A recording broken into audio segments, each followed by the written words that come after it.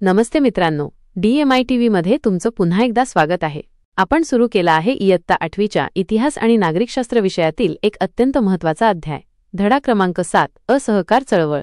हा धडा आपल्याला आपल्या देशाच्या गौरवशाली इतिहासाची, संघर्षाची आणि त्यागाची ओळख करून देईल। पण हा केवळ धडा नाही, तर तो आहे आपल्या स्वातंत्र्य सैनिकांच्या अदम्य इच्छाशक्तीची आणि बलिदानाची गाथा, जी आजही आपल्याला प्रेरणा देते।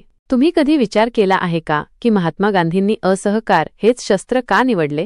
जलियनवाला बाग हत्याकांडासारख्या क्रूर घटनांनंतरही गांधीजींनी शांततेच्या मार्गाने इतक्या मोठ्या जनआंदोलनाची उभारणी कशी केली आणि या चळवळीने आपल्या स्वातंत्र्य लढ्याला कोणती नवी दिशा दिली? या आणि अशा अनेक प्रश्नांची उत्तरे तुम्हाला या व्हिडिओमध्ये मिळतील।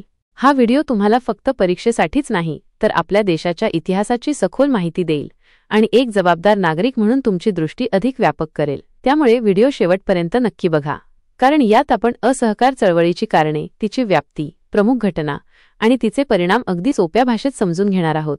तुम्ही जर या चॅनलवर नवीन असाल आणि अशाच अभ्यासपूर्ण व्हिडिओंसाठी उत्सुक असाल तर आत्ताच DMI ला सबस्क्राइब करा आणि शेजारील बेल आयकॉन दाबायला विसरू नका, जेणेकरून आपले नवीन व्हिडिओ तुमच्यापर्यंत सर्वात आधी पोहोचतील। तुमचा एक सबस्क्राइब आम्हाला असेच नवनवीन शैक्षणिक व्हिडिओ बनवण्यासाठी प्रोत्साहन देतो। चला तर मग आपल्या या ज्ञानवर्धक प्रवासाला सुरुवात करूया। इसवी सन 1920 ते 1947 हा भारतीय स्वातंत्र्य चळवळीचा कालखंड गांधीयुग रेश या नावाने ओळखला जातो। 1920 मध्ये लोकमान्य टिळकांच्या निधनानंतर राष्ट्रीय चळवळीची सूत्रे महात्मा गांधीजींकडे आली। गांधीजींनी सत्य, अहिंसा, सत्याग्रह या सूत्राच्या आधारे भारतीय स्वातंत्र्य लढ्याला नवी दिशा दिली। गांधीजींच्या प्रभावी नेतृत्वामुळे राष्ट्रीय चळवळ अधिक व्यापक झाली। भारताच्या स्वातंत्र्य लढ्याच्या नव्या पर्वाला सुरुवात झाली। गांधीजींचे दक्षिण आफ्रिकेतील कार्य। महात्मा गांधी 1893 मध्ये वकिलीच्या कामानिमित्त दक्षिण आफ्रिकेत गेले होते। दक्षिण आफ्रिका ही इंग्लंडची एक वसाहत होती। तेथे उद्योग, व्यापार व अन्य कामधंद्यासाठी अनेक भारतीय स्थायिक झाले होते। तेथील हिंदी लोकांना गुन्हेगारांसारखे वागवले जाई, त्यांचा जागोजागी अपमान केला जात असे। 1906 मध्ये शासनाने एका आदेशान्वये कृष्णवर्णियांना ओळखपत्र बाळगणे सक्तीचे केले होते। त्यांच्या स्वातंत्र्यावर बंधने घातली होती। या अन्यायाविरुद्ध गांधीजींनी सत्याग्रहाच्या मार्गाने तेथील लोकांना न्याय मिळवून दिला। गांधीजींचे भारतात आगमन। 9 जानेवारी 1915 मध्ये गांधीजी दक्षिण आफ्रिकेतून भारतात परतले। नामदार गोपाळ कृष्ण गोखले यांच्या सल्ल्यानुसार त्यांनी देशभर दौरा केला। सामान्य लोकांचे दुःख, दारिद्र्य पाहून ते दुःखी झाले। त्यांनी राष्ट्रसेवेचे व्रत घेतले। अहमदाबादजवळ साबरमती नदीच्या काठी आश्रमात ते राहू लागले। सर्वसामान्य जनतेला न्याय मिळवून देण्यासाठी सत्याग्रहाचे अभिनव तंत्र त्यांनी अवलंबिले। सत्याग्रहाचे तत्वज्ञान। गांधीजींनी सत्याग्रहाचे नवे तंत्र लोकचळवळीत आणले। सत्याग्रह म्हणजे सत्याचा, न्यायाचा आग्रह धरणे। अन्याय करणाऱ्या व्यक्तीला संयमाने व अहिंसेच्या मार्गाने सत्य व न्याय याची जाणीव करून देणे व तिचे मतपरिवर्तन करणे हे सत्याग्रहाचे उद्दिष्ट होते। सत्याग्रह करणाऱ्या व्यक्तीने हिंसा व असत्य यांचा वापर करता कामा नये, अशी गांधीजींची शिकवण होती। पुढे भारतातीलच नाही तर जगातील अनेक देशांत जनतेने अन्यायाचा प्रतिकार करण्यासाठी सत्याग्रहाचा मार्ग स्वीकारला। अमेरिकेतील कृष्णवर्णियांच्या हक्कांसाठी झगडणारे मार्टिन ल्यूथर किंग आणि दक्षिण आफ्रिकेतील नेल्सन मंडेला यांच्यावर गांधीजींच्या सत्याग्रहाच्या मार्गाचा प्रभाव पडला। चंपारण्य सत्याग्रह। बिहारच्या चंपारण्य भागात ब्रिटिश मळे मालकांकडून भारतीय शेतकऱ्यांवर नीळ पिकवण्याची सक्ती केली जात असे। ही नीळ ठरलेल्या दरातच मळेवाल्यांना विकण्याची सक्ती असल्यामुळे त्यात शेतकऱ्यांचे आर्थिक नुकसान होत असे। गांधीजी 1917 मध्ये चंपारण्यात गेले। गांधीजींनी चंपारण्यात शेतकऱ्यांना संघटित करून सत्याग्रहाच्या मार्गाने आंदोलन केले। गांधीजींचा भारतातील हा पहिला लढा यशस्वी झाला। शेतकऱ्यांना न्याय मिळाला। खेडा सत्याग्रह।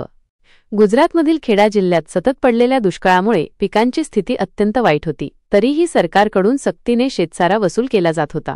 गांधीजींनी शेतकऱ्यांना शेतसारा न भरण्याचा सल्ला दिला। तेव्हा स्थानिक शेतकऱ्यांनी 1918 मध्ये खेडा जिल्ह्यात साराबंदीची चळवळ सुरू केली। गांधीजींनी चळवळीचे नेतृत्व स्वीकारले। अल्पावधीतच सरकारने शेतसारा माफ केला। अहमदाबादचा कामगार लढा। पहिल्या महायुद्धाच्या काळात महागाई प्रचंड वाढली होती। गिरणी कामगारांनी वेतनवाढ मागितली, पण गिरणी मालकांनी या मागणीला नकार दिला। गांधीजींच्या सल्ल्यानुसार कामगारांनी संप व उपोषण केले। गांधीजीही कामगारांबरोबर उपोषणाला बसले। शेवटी गिरणी मालकांनी माघार घेतली व कामगारांना वेतनवाढ दिली। रौलट कायद्याविरुद्ध सत्याग्रह। पहिल्या महायुद्धात भारतीयांनी ब्रिटिशांना मदत केली। युद्ध समाप्तीनंतर भारतीयांच्या हिताचे निर्णय घेतले जातील, जबाबदार शासनपद्धती आणली जाईल असे भारतीयांना वाटत होते। भारतातील जनतेत वाढत्या किमती, वाढलेले कर इत्यादी आर्थिक व राजकीय कारणांमुळे ब्रिटिश शासनाविरुद्ध असंतोष वाढत होता. ब्रिटिश शासनाने हा असंतोष दडपण्यासाठी व त्यासंबंधी उपाययोजना सुचवण्यासाठी सर सिडनी रौलट या अधिकाऱ्याच्या अध्यक्षतेखाली एक समिती नेमली. या समितीच्या शिफारशीनुसार 17 मार्च 1919 मध्ये केंद्रीय कायदेमंडळातील भारतीय सभासदांनी केलेल्या विरोधाला न जुमानता नवीन कायदा केला. त्याला रौलट कायदा असे म्हणतात. या कायद्याने कोणत्याही भारतीयाला विना चौकशी अटक करण्याचा, न्यायालयात खटला न भरता तुरुंगात डांबण्याचा अधिकार सरकारला देण्यात आला. या कायद्याने दिलेल्या शिक्षेविरुद्ध अपील करण्यास मनाई करण्यात आली. भारतीयांनी या कायद्याला काळा कायदा असे संबोधले. या कायद्याविरुद्ध देशभर संतापाची लाट उसळली. गांधीजींनी या कायद्याविरुद्ध सत्याग्रह पुकारला. 6 एप्रिल 1919 मध्ये रौलट कायद्याला विरोध करण्यासाठी देशव्यापी हरताळ पाळण्याचे आवाहन केले. या आवाहनाला भारतीयांनी मोठ्या प्रमाणात प्रतिसाद दिला. जालियनवाला बाग हत्याकांड. रौलट कायद्याविरुद्ध पुकारलेल्या लढ्याने पंजाब प्रांतात प्रखर स्वरूप धारण केले. अमृतसर हे शहर या चळवळीचे प्रमुख केंद्र बनले होते. सरकारने दडपशाहीचे सत्र सुरू केले. गांधीजींना पंजाब प्रांतात प्रवेश करण्यास मनाई करण्यात आली.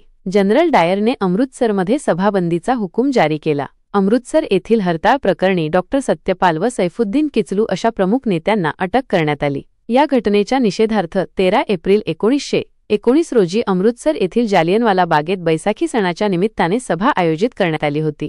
यावेळी जनरल डायर लष्करी गाड्या घेऊन तेथे आला. जालियनवाला बाग मैदानाला एकाच बाजूने असलेला अरुंद रस्ता अडवला गेला व निशस्त्र, निरपराध जनतेवर पूर्वसूचना न देता बेछूट अमानुष गोळीबार केला गेला. बंदुकीच्या 1600 फैरी झाडल्यानंतर दारुगोळा संपल्यामुळे गोळीबार बंद झाला. या हत्याकांडात सुमारे 400 स्त्री-पुरुष मरण पावले. असंख्य लोक जखमी झाले. गोळीबारानंतर लगेच संचारबंदी पुकारल्यामुळे जखमींवर ताबडतोब उपचार होऊ शकले नाहीत. संपूर्ण पंजाबात लष्करी कायदा लागू करून शासनाने अनेकांना तुरुंगात डांबले. या हत्याकांडास पंजाबचा गव्हर्नर मायकेल ओडवायर हा जबाबदार होता. देशभरात या कायद्याचा निषेध केला गेला. हत्याकांडाचा निषेध म्हणून रवींद्रनाथ टागोर यांनी ब्रिटिश सरकारने दिलेल्या सरस या किताबाचा त्याग केला. पुढे या हत्याकांडाच्या चौकशीची मागणी भारतीयांनी केली. त्यामुळे सरकारने हंटर कमिशनची नियुक्ती केली. खिलाफत चळवळ. तुर्कस्तानचा सुलतान हा जगभरातील मुस्लिमांचा खलिफा म्हणजे धर्मप्रमुख होता. पहिल्या महायुद्धात तुर्कस्तान इंग्लंडच्या विरोधी गटात होते. युद्धात भारतीय मुस्लिमांचे सहकार्य मिळवण्यासाठी युद्ध समाप्तीनंतर खलिफाच्या साम्राज्यास धक्का लावण्यात येणार नाही असे आश्वासन इंग्लंडच्या प्रधानमंत्र्यांनी दिले. पण युद्ध समाप्तीनंतर इंग्लंडने हे आश्वासन पाळले नाही. त्यामुळे मुस्लिमांमध्ये संतापाची लाट उसळली. खलिफाला पाठिंबा देण्यासाठी भारतीय मुस्लिमांनी जी चळवळ सुरू केली तिला खिलाफत चळवळ असे म्हणतात. या प्रश्नावरून जर हिंदू मुस्लिम ऐक्यावर आधारित राष्ट्रीय चळवळ सुरू केली तर सरकार निश्चितच वठणीवर येईल असे गांधीजींना वाटू लागले. त्यामुळे गांधीजींनी खिलाफत चळवळीला पाठिंबा दिला. सरकारशी असहकार करण्याचा गांधीजींचा प्रस्ताव खिलाफत कमिटीने मान्य केला. या काळात हिंदू मुस्लिम ऐक्य विशेषत्वाने दिसून आले. असहकार चळवळ. असहकार चळवळीमागे गांधीजींची अशी धारणा होती की भारतात ब्रिटिश शासन हे भारतीयांच्या सहकार्यावरच अवलंबून आहे. जर भारतीयांनी ब्रिटिश शासनाशी संपूर्ण असहकार पुकारला तर ते कोसळून पडेल. या उद्देशाने त्यांनी जनतेला असहकार चळवळीत भाग घेण्याचे आवाहन केले. 1920 मध्ये राष्ट्रीय सभेचे अधिवेशन नागपूर येथे भरले. या अधिवेशनात चित्तरंजन दास यांनी मांडलेल्या असहकाराच्या ठरावाला मंजुरी मिळाली. असहकाराच्या चळवळीची सर्व सूत्रे गांधीजींकडे सोपवण्यात आली.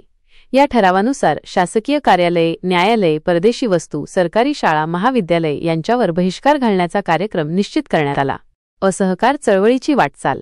असहकाराच्या कार्यक्रमाप्रमाणे पंडित मोतीलाल नेहरू, चित्तरंजन दास इत्यादी नामांकित वकिलांनी न्यायालयावर बहिष्कार टाकला. याच काळात शाळा कॉलेजांवरील बहिष्कारातून राष्ट्रीय शिक्षणाची कल्पना राबवली गेली. अनेक राष्ट्रीय शाळा, महाविद्यालये व विद्यापीठे स्थापन झाली. येणाऱ्या निवडणुकांवरही बहिष्कार टाकण्यात आला. परदेशी कापडावर बहिष्कार. परदेशी कापडाच्या होळ्या, परदेशी कापडाची विक्री करणाऱ्या दुकानांसमोर निदर्शने केली गेली. यामुळे परदेशी कापडाची आयात घटली.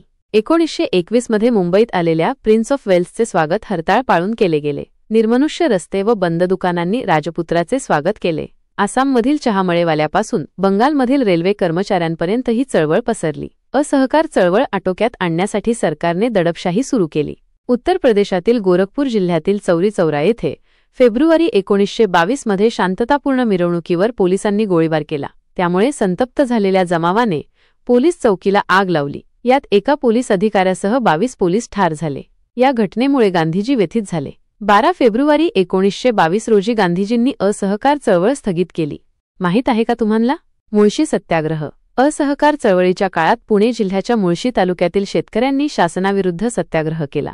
या सत्याग्रहाचे नेतृत्व सेनापती पांडुरंग महादेव बापट यांनी केले. यासाठी त्यांना 7 वर्षांची शिक्षा झाली. मार्च 1922 मध्ये गांधीजींना अटक करण्यात आली. त्यांच्यावर यंग इंडियात 3 राष्ट्रद्रोही लेख लिहिल्याचा आरोप ठेवून राजद्रोहाचा खटला भरण्यात आला. अहमदाबादमध्ये खास न्यायालय स्थापन केले गेले. गांधीजींना 6 वर्षांची शिक्षा सुनावली. पुढे प्रकृती अस्वास्थ्याच्या कारणास्तव गांधीजींची तुरुंगातून सुटका करण्यात आली. गांधीजींनी असहकार चळवळीबरोबरच विधायक कार्यक्रम हाती घेतला. त्यात प्रामुख्याने स्वदेशीचा प्रसार, हिंदू मुस्लिम ऐक्य, मद्यपान बंदी, अस्पृश्यता निवारण, खादीचा प्रसार, राष्ट्रीय शिक्षण अशा गोष्टींचा अंतर्भाव होता. या विधायक कार्यक्रमामुळे ग्रामीण भागात राष्ट्रीय चळवळ अधिक व्यापक झाली. स्वराज्य पक्ष. राष्ट्रीय सभेतील चित्तरंजन दास, मोतीलाल नेहरू यांनी सरकारची अडवणूक करण्यासाठी कायदेमंडळात प्रवेश करण्याची कल्पना मांडली. 1922 मध्ये राष्ट्रीय सभेच्या अंतर्गत स्वराज्य पक्षाची स्थापना केली. 1923च्या निवडणुकीत मध्यवर्ती व प्रांतिक कायदेमंडळावर स्वराज्य पक्षाचे अनेक उमेदवार निवडून आले. यात प्रामुख्याने मोतीलाल नेहरू, मदन मोहन मालवीय, लाला लजपतराय, सचिन केळकर यांचा समावेश होता. देशात जेव्हा राजकीय चळवळ थंडावली होती तेव्हा कायदेमंडळातील लढाई स्वराज्य पक्षाने दिली. कायदेमंडळात सरकारच्या अन्याय्य धोरणांना त्यांनी प्रखर विरोध केला. भारतात भावी काळात जबाबदार राज्यपद्धती द्यावी अशी मागणी केली. भारतीयांचे प्रश्न सोडवण्यासाठी गोलमेज परिषद बोलवावी, राजकीय कैद्यांना मुक्त करावे यासाठी विधिमंडळात ठराव संमत करून घेतले. सरकारने स्वराज्य पक्षाचे बहुतेक ठराव फेटाळून लावले. Simon commission.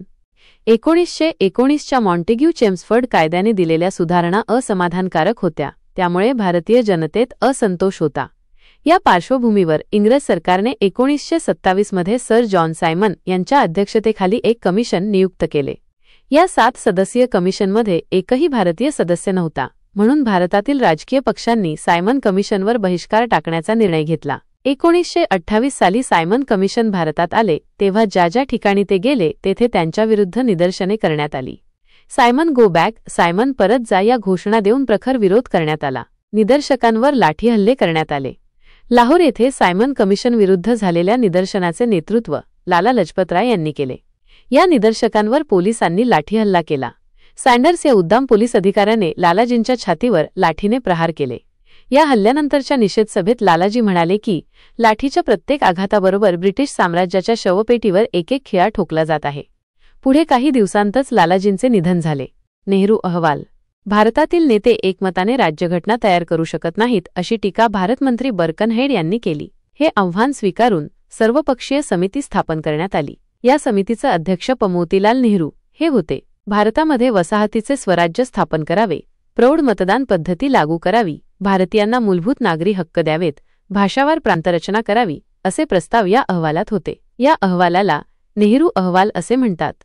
1929 अखेरपर्यंत सरकारने नेहरू अहवाल स्वीकारला नाही तर सविनय कायदेभंगाचा लढा सुरू करण्याचा इशारा दिला.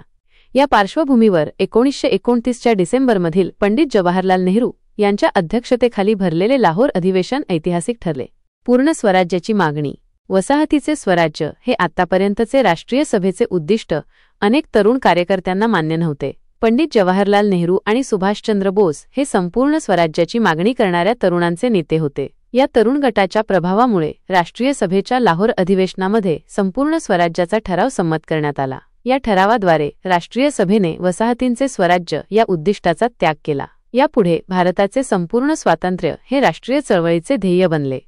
31 डिसेंबर 1929 रोजी रावी नदीच्या किनाऱ्यावर पंडित जवाहरलाल नेहरू यांनी तिरंगा ध्वज फडकावला व जानेवारी 26 हा दिवस स्वातंत्र्यदिन म्हणून पाळण्यात यावा असे ठरवण्यात आले. ब्रिटिश सत्तेपासून भारताला मुक्त करण्यासाठी स्वातंत्र्याचा लढा अहिंसक मार्गाने चालवण्याची प्रतिज्ञा 26 जानेवारी 1930 रोजी देशभर करण्यात आली. त्यामुळे देशात सर्वत्र चैतन्याचे वातावरण निर्माण झाले. पुढील व्हिडिओसाठी उत्सुक आहात का? आज आपण असहकार चळवळ या भारताच्या इतिहासातील एका महत्त्वाच्या टप्प्याचा अभ्यास केला. यातून आपल्याला समाज सुधारणा आणि नव्या विचारांची ओळख झाली. आता पुढच्या भागात आपण सविनय कायदेभंग चळवळ हा आणखी एक प्रेरणादायी अध्याय पाहणार आहोत, जो आपल्या स्वातंत्र्य लढ्याला नवी दिशा देणारा ठरला. हा व्हिडिओ तुम्हाला नक्कीच आवडला असेल अशी आशा आहे. जर आवडला असेल तर लाईक करायला विसरू नका आणि आपल्या मित्रमैत्रिणींसोबत शेअर करा, जेणेकरून त्यांनाही या ऐतिहासिक ज्ञानाचा फायदा घेता येईल. पण थांबा, पुढच्या भागात आपण काय पाहणार आहोत हे तुम्हाला माहीत आहे का? गांधीजींनी इंग्रजांना कसे आव्हान दिले, कोणत्या नव्या मार्गाने स्वातंत्र्य लढ्याला गती मिळाली आणि भारतीयांनी अभूतपूर्व एकजूट कशी दाखवली हे सर्व आपण सविनय कायदेभंग चळवळीत सविस्तरपणे जाणून घेणार आहोत. हा अध्याय तुम्हाला नक्कीच रोमांचित करेल. अशाच माहितीपूर्ण आणि प्रेरणादायी व्हिडिओसाठी आपल्या चॅनलला आत्ताच सबस्क्राईब करा आणि बेल आयकॉन दाबायला विसरू नका, जेणेकरून पुढचा व्हिडिओ अपलोड होताच तुम्हाला लगेच नोटिफिकेशन मिळेल. तुमच्या काही शंका किंवा अडचणी असल्यास त्या कमेंट बॉक्समध्ये नक्की सांगा. मी तुमच्या प्रश्नांची उत्तरे देण्याचा नक्कीच प्रयत्न करेन. पुढच्या रोमांचक पाठात लवकरच भेटूया. तोपर्यंत शिकत रहा आणि इतिहास जाणून घेण्यात उत्सुक रहा. धन्यवाद.